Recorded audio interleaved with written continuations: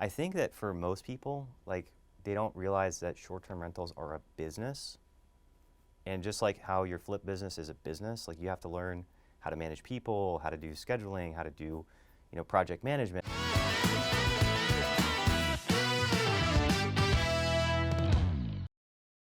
So tell us about yourself. Start it off. Who are Uh, you? All yeah, that fun stuff. my name's Cree, last name Childs, like a little kid with the S on the end. I always tell people I changed my name from Christian to Cree because there's too many Chris's. So I got into short-term rentals maybe about 3 years ago because I wanted to transition away from a job. I was working for Apple. I was doing small business sales. And my next progression was to go to enterprise. But I was just kind of stopped. Like I didn't hit a glass ceiling, I just hit like a glass box. They said you can either go to Apple Care or not. I was like, like I never wanted to work in a corporate environment. But I found myself there because I was just in debt. And then I started just looking for different businesses that I could start. I wasn't focused on solving a problem. I was focused on, let me get out of my job, which is where like a lot of people are. They're just like, I hate my job. I hate going through 45 minutes of traffic. I hate this, I hate that. And it's like, so what are you going to do about it? Like what problems are you solving? So after I started a marketing business, I was helping out local businesses, restaurants. I had one dude that my previous job, I sold advertising, and he was working in his restaurant for 35 years. He was 68, and he was going to cancer treatment, and he had 12-hour days, 7 days a week. So he was working every single day, 12-hour days, and I was like, I don't want that either.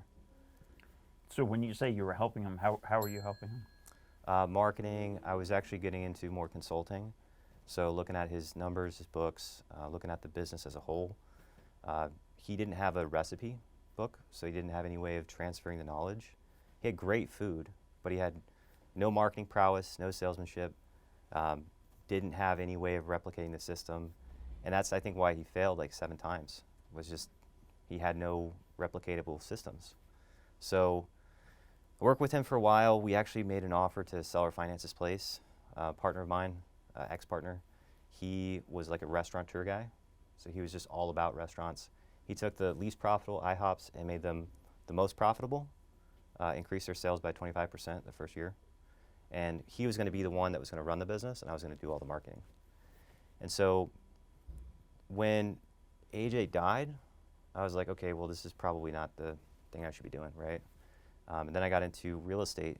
I found some local people, started learning from them, started exploring different ways to do real estate. And it was like, hey, fix and flip, wholesale, like these are kind of the things. And then I heard about short-term rentals, and I was like, interesting. Like you can start with very little capital, not no capital. You have to have some capital. You can start with other people's properties. And here's the reasons why you would want to do this business, right? And someone showed it to me, and I was like, that makes a lot of sense. Because if you think about typical property management or typical like rentals, the cash flow is like so small, you have to have a lot, right? You have to have volume. Yeah, you're stacking. You need to really stack your portfolio before you're ever able to actually do something with it, right? Yep. Because nobody's retiring off of $300 a month. Exactly. And I think the long-term play with like long-term rentals, the 12-month leases and that sort of strategy is built for like wealth and tax deferring and like a very different form of future cash flow, right? I don't think anyone's like you just said. I don't think anyone's like, oh, let me get one rental and then like I'm just going to stop at $200-300 a month. I mean, that doesn't work, right? But I think it's the most known like strategy, and it's the most used strategy to own multiple properties. Oh, I want 10, I want 20, I want whatever. This way, when I retire, I have 10K or 20K a month coming in, right? Like that, they're thinking. Those people have gone to start thinking about 20 or 30 years down the line, right? Yep. One thing I love about buying rental properties is that you're building a bank account. Yeah. Right. And if you cash out refi, you build some equity. If you buy it right and you rehab it, you're forcing appreciation. And now you've got this equity you can tap into to go do your next deal. But I see a lot of people just trying to jump into the market, and they're trying to get in with an FHA loan, or they're trying to turn a house that they lived in, Like the dude that we're gonna go see tomorrow, he bought it with 35,000 down, and he's gonna have to pay another 15K to furnish it. And I'm like, we really ought to be trying to budget for about 18K. And he's like, oh man, I mean that's kind of tough. I'm like, I get it, because you already dumped 35 grand into it. Like you don't want to, have to spend more money. But at the same time, it's like you dumped 35 grand into this, and you're paying 3 grand a month. You're bleeding money. And he's like, yeah, you're right. I'm bleeding money. I'm like, yeah. So like, let's try and fix that, right?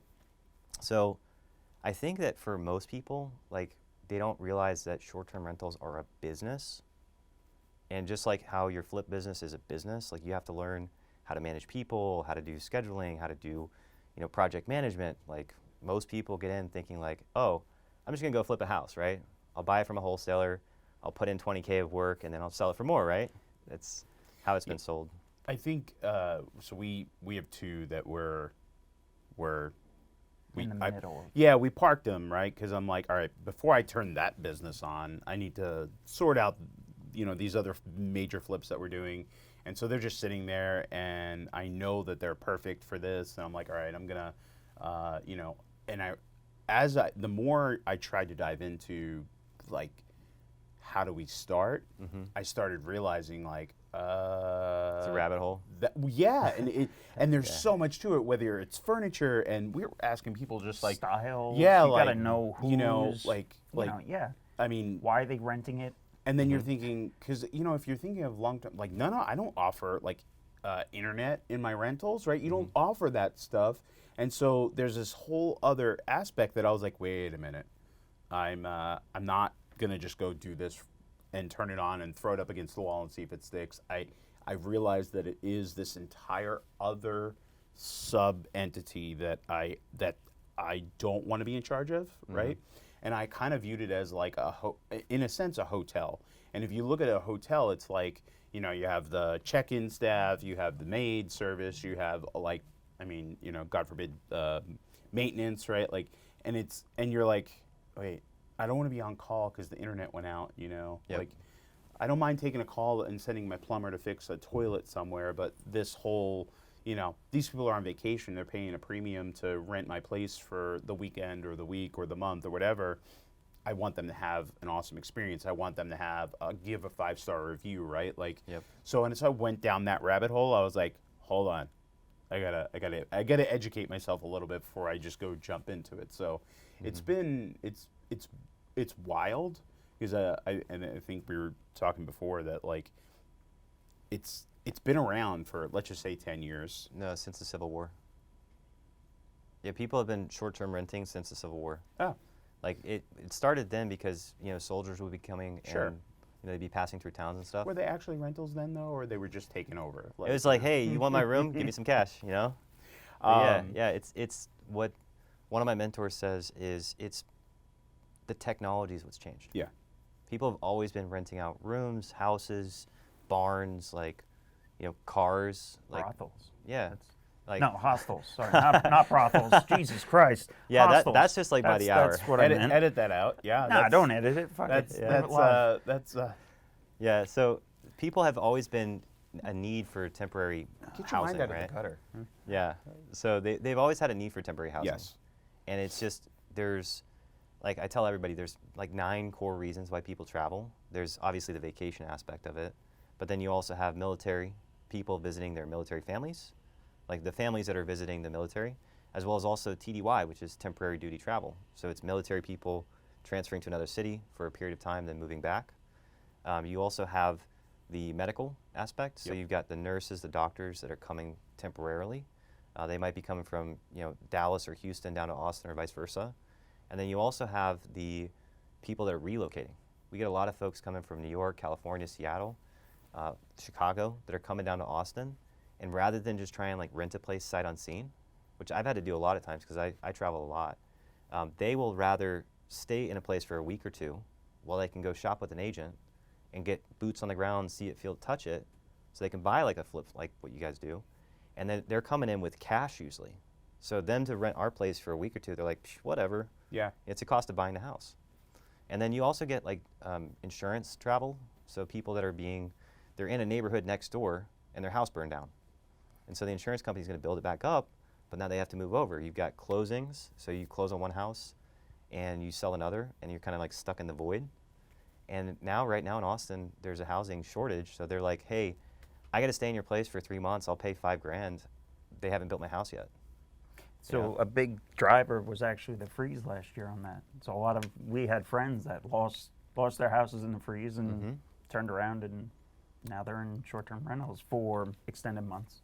A year, Yeah. you know, like Well, they're one of my good friends is they're in an apartment that's, however this gentleman is doing it, I'm not sure his business model, but he has Subleases. some sort of sublease agreement with apartments, new apartment complexes, and then similar to probably something you said earlier in your when we were talking, but and they're just in his apartment, but it's been a year and they pay $5,000 a month.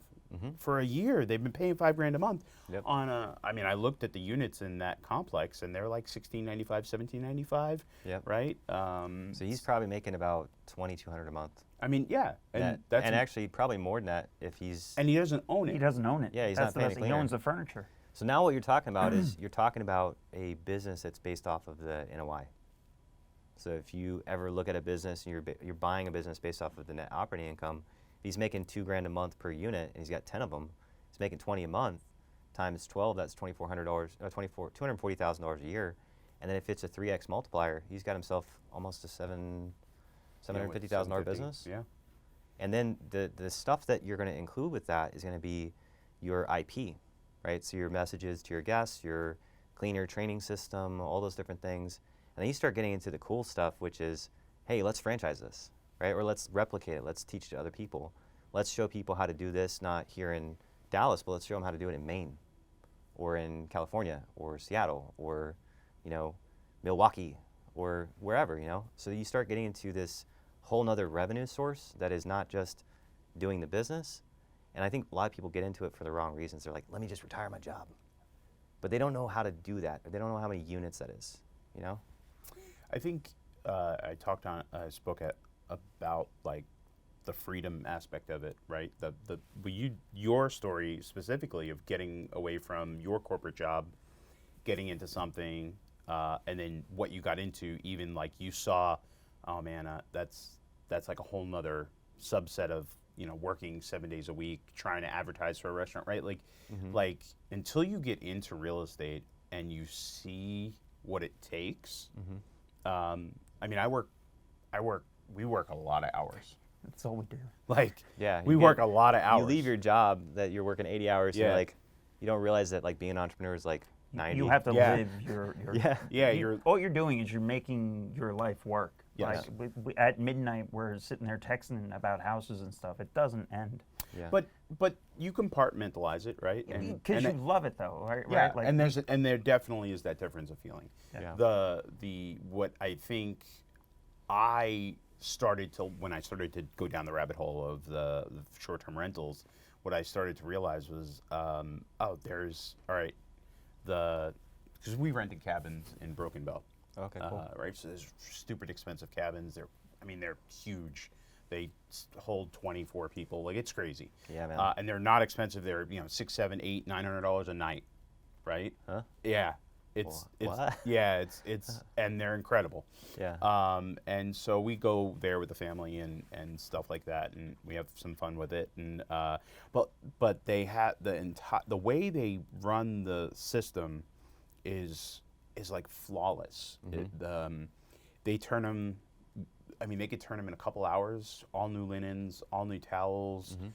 Some of the houses have multiple sets of washers and dryers, and I mean, the door locks change. Like it codes change. It's very, very. The internet's there. Like wood delivery. Yeah, if you need wood because you want to go light the fire pit, you just send a text, and then someone drops off a truckload of wood. Like there's all this. Like it's automated for the user that's in there. So I've experienced that side of it, and then when I started thinking about doing this, for the two that we're really wanting to do, I was like, Stressed you out a little. hey, yeah. I was like, hey, wait, I'm not. I don't. What do I chop do? wood and Yeah, I'm not. instead of What do I fire call? I know how to call my guy to cut down the tree, but I'm not like, hey, go take that tree.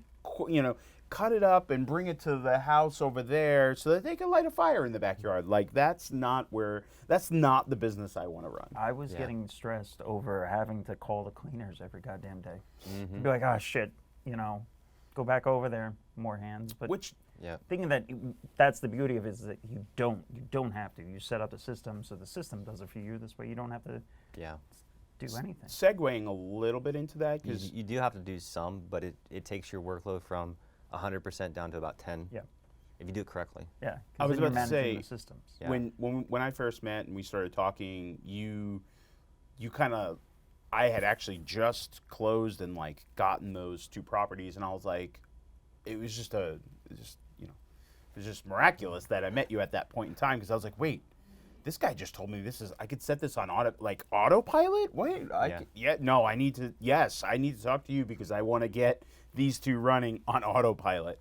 What is it like for if again I'm yes I have real estate experience, but I'm new to this short-term rental thing. Mm-hmm. Like how do I take them from I'm gonna go rehab them and make them gorgeous, Mm-hmm. but then what the heck do I do next? Like what's next? Yeah, great question. So I would say for someone in your position where you have an existing business, you're busy, right? You're busy running your business. And if you take time away from your existing business, it could suffer to go over here and learn how to do this brand new thing. And I kind of relate like learning a business, how to set it up, as kind of like learning how to drive, right? There's 4 levels of learning. There's unconscious incompetence, conscious incompetence.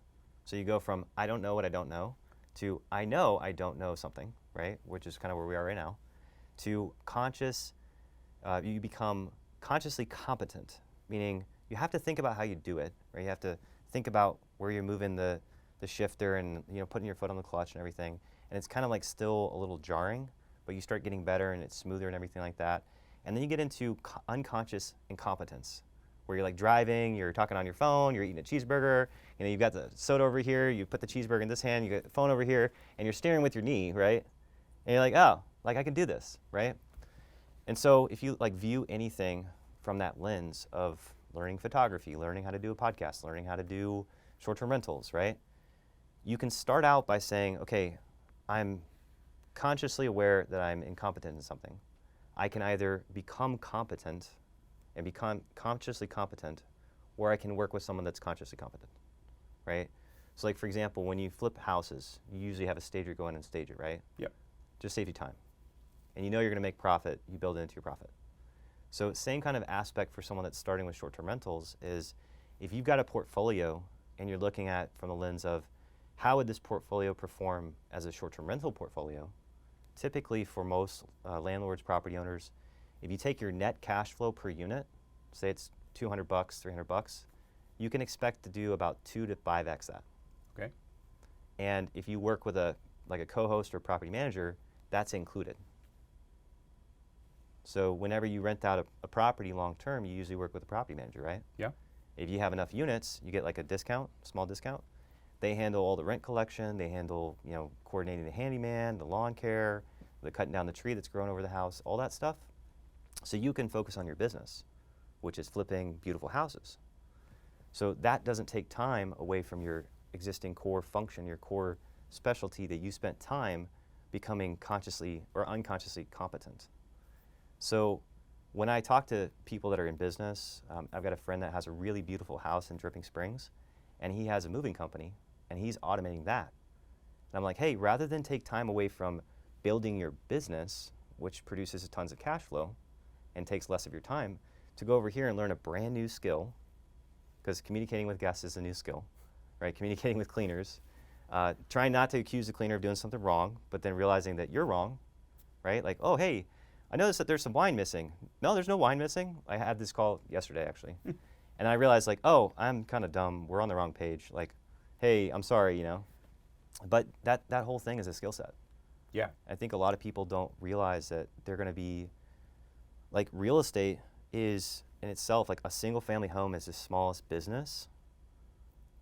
Yet, because you have revenue, you have expenses, like that in itself is a business ecosystem. Yeah. But when you hand it off to a manager, you're not running a business.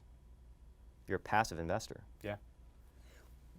short-term rentals is the opposite, unless you hand it off to a manager. And I think that I have not met many, and at least not in my core group, who are comfortable. We're very type A, red, whatever, Nobody high likes red. handing off control. No, we do not like handing off control. Yeah. Yep. So the concept of, hey, let me build this beautiful thing, and I mean, you've seen some of the stuff I put out there, and I'm like, I'm so freaking proud of it. I'm like, oh, let me hand this off. Nobody can live in it. Yeah, like Nobody could buy it. Just well, keep it well, beautiful. I sell them, but Yeah. then I'm like, well, I'm gonna hold this, and then I'm gonna let someone else dictate who repairs it. What are you out of your mind? I can't let go, like the control freak side of me, you know. But I don't know, for 5X, it might be worth it, right? Like or you go like big, right? Because one thing I don't think investors realize is transition. The difference between having a tenant, you're no longer having tenants. You have clients, right? So those people are renting your house. You have to make sure that you're getting 4 stars, right? You're catering. Yeah, 5. Sorry, whatever. It affects your search. Yeah, but Yeah. it's Really? Yeah, they actually, VRBO and Airbnb both called me to say, hey, you need to get some more reviews. I'm like, I'm at 75. Like it's fine. Like before I started implementing some automation, I didn't actively elicit reviews. Yeah. So And they called me to say, hey, it will bump you up in search. I was like, huh? So that's a thing that you don't realize as an investor, that you're now having to sell a product, which is your service, right? You have to follow up with an email and say, thank you so much. And that whole customer service, you don't do that with the tenant. No. You get annoyed if you get a call at midnight because the toilet's overflowing, right? Yeah. Fuck you, somebody out there tomorrow. Yeah, exactly. No, if that happens with a short-term rental, you'll get a 1-star review and it will hurt.